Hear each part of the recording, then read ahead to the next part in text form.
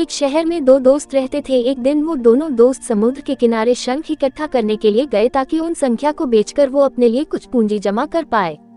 दोनों दोस्त शंख इकट्ठा कर ही रहे थे, तभी पहले वाले दोस्त को एक बड़ा शंख दिख गया और ये देखकर दूसरे वाले दोस्त के मन में आया कि यार इसे तो बड़ा शंख मिल गया, अब ये मुझसे ज्यादा पैसा कमा लेगा। तो फिर उसने सोचा कि अब मैं भी इससे बड़ा शंख ही ढूंढूंगा ताकि मैं भी ज्यादा पैसा कमा पाऊँ। तो अब वह लग गया बड़े शंख की तलाश में। उसने खूब ढूंढा, खूब मेहनत की, लेकिन फिर भी उसे बड़ा शंख हासिल नहीं हुआ और उस बड़े शंख के चक्कर में उसे जितने भी छोटे छोटे शंख मिलते उन सारे शंखों को उठाकर फेंक देता, क्योंकि उसके दिमाग में वो बड़ा शंख था कि मुझे किसी भी हालत में वो बड़ा शंख चाहिए ताकि मैं थोड़े ज्यादा पैसे कमा पाऊँ।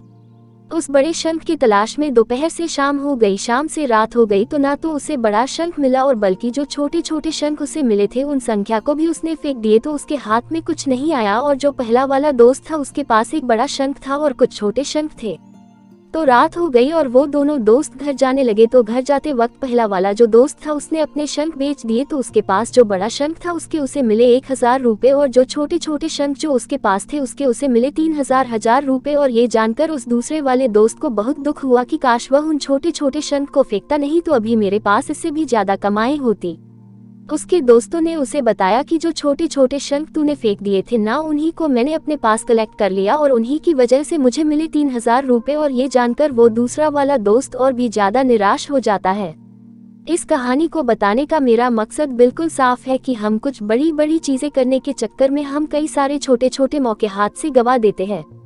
हम हमारी डे टू डे लाइफ में भी कई सारे छोटी छोटी चीजों को इग्नोर कर देते हैं, लेकिन ये बात आपको जान लेनी चाहिए कि ये छोटी छोटी चीजें आगे जाकर बहुत विशाल रूप धारण कर लेती है। हर छोटी चीज पर ध्यान लगाओ, उसे इग्नोर मत करो, आगे जाकर आपको इसकी अहमियत पता चलेगी। मैं ये भी नहीं कह रहा हूँ कि आप छोटा सोचो और छोटा ही करो। मेरे कहने का मतलब ये है कि आप सोचो बड़ा, लेकिन उसके लिए आप हर वो छोटा काम करो जिससे कि आपका लक्ष्य आपको हासिल हो। दोनों दोस्तों का लक्ष्य एक ही था, वो था पैसा।